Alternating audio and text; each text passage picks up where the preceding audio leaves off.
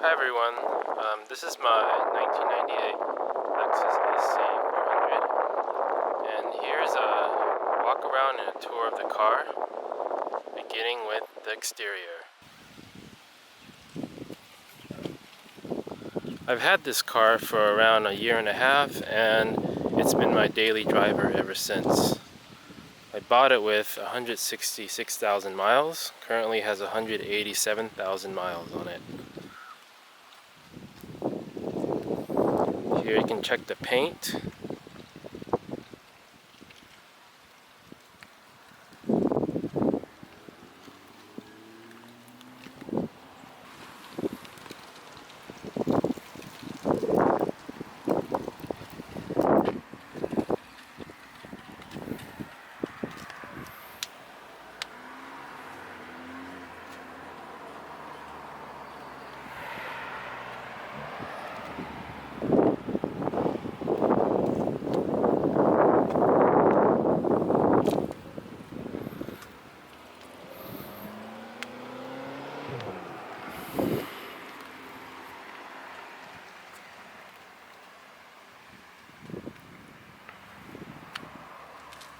Let's go inside. This is the passenger side. You have big heavy doors with a double pivot articulated hinge, which makes ease of entry and exit easier. It's a pretty beefy hinge.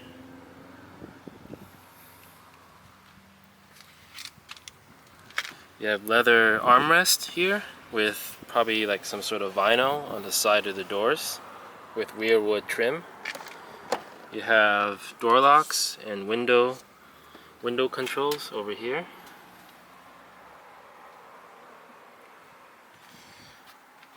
Passenger seat is 8-way adjustable with lumbar control, so you have your backwards and forwards, up and down on the back, front up and or down, and then forwards or backwards,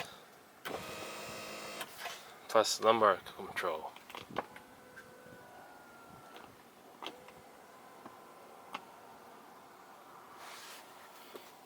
If you move the seat, if you want to get into the back seat, you just pull this lever here and the seat automatically moves forwards.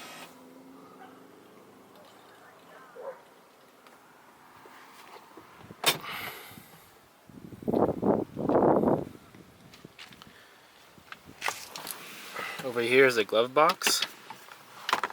Pretty roomy glove box. You can store all the manuals and books as well as extras. Here's the cup holder. A little bit on a flimsy side, but it kind of can work, but I don't really use it.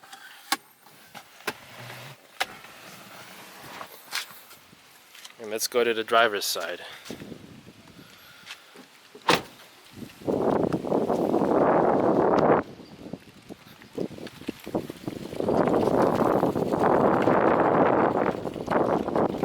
This is the driver's side.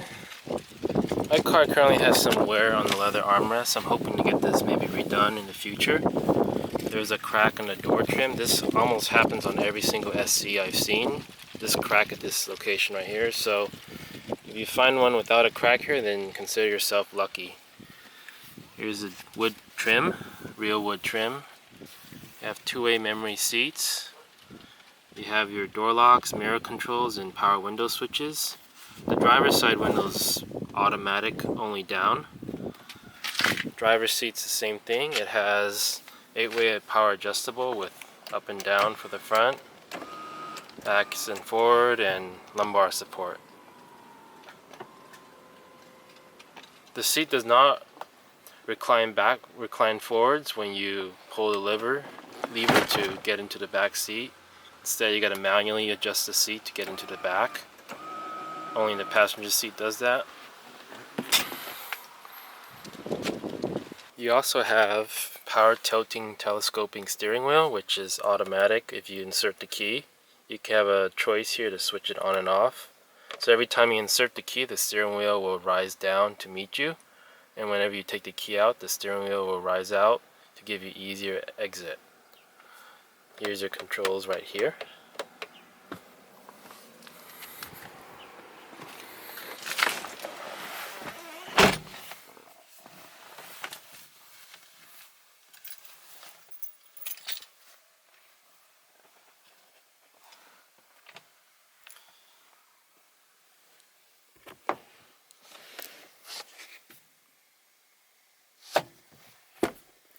You also have a garage home link up here, which has a choice to be programmed to up to 3 garage doors or whatever gates you may have.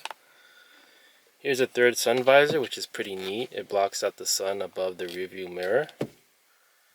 The rear view mirror is auto dimming. You just press the switch and it automatically will dim.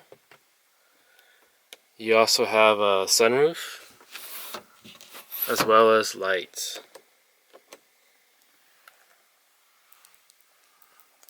I'm going to start the car and you can see it start up.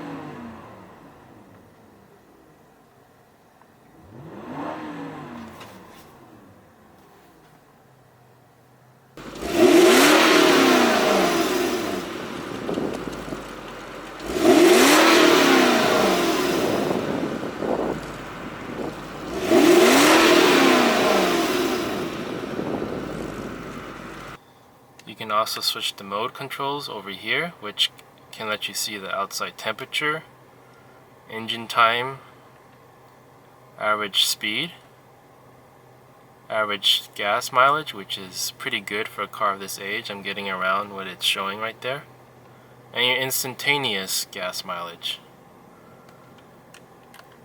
Here's odometer.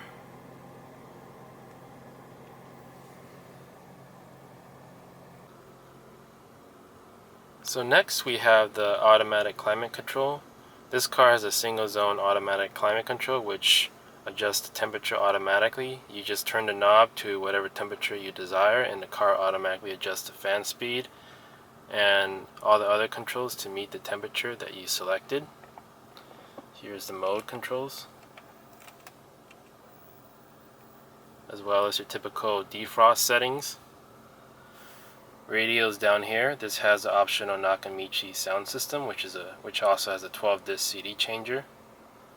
Plus you have your controls down here for the bass, treble, mids, highs, as well as the fader and balance. Down here you have your electronically controlled transmission with power setting, which allows the car to hold gears and longer, as well as the snow setting, which I believe starts the car off in a higher gear, such as second gear when starting off. As you can see, my gated shift area is a little bit warped over here. I'm guessing it's probably from the heat. Hopefully one day I can replace that.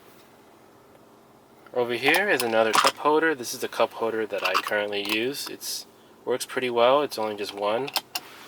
Here's the armrest. I have a lot of junk in it right now, but it's pretty roomy for a car of this type. Over here is the cigarette lighter and ashtray. Here's the steering wheel controls. You just push this knob right here and adjust the steering wheel in and out. This car also has automatic headlights. You just flip it to auto on the top and it'll automatically switch on the lights when it gets dark outside. Memory seats.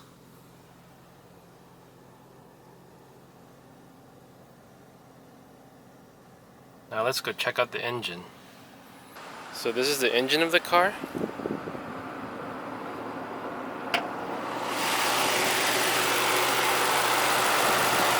It's a 4-liter V8 with variable valve timing. Puts out around 290 horsepower and 300 foot-pounds of torque from the factory. Very smooth engine.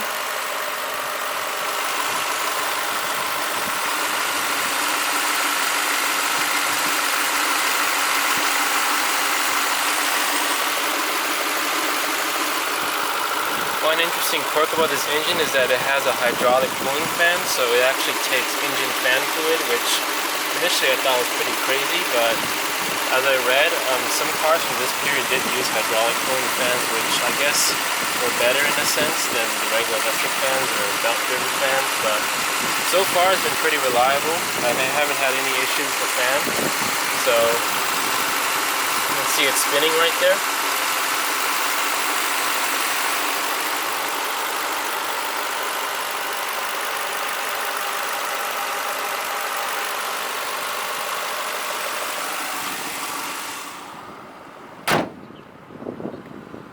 Let's go to the trunk.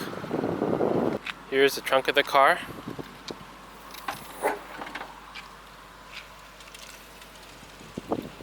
Not the roomiest trunk, but still decent enough for this type of car. There is a 12-disc CD changer. This car also has a spare tire and jack underneath the floorboard right here. So if you ever need to change a spare, it's right there. Overall, decent for my needs.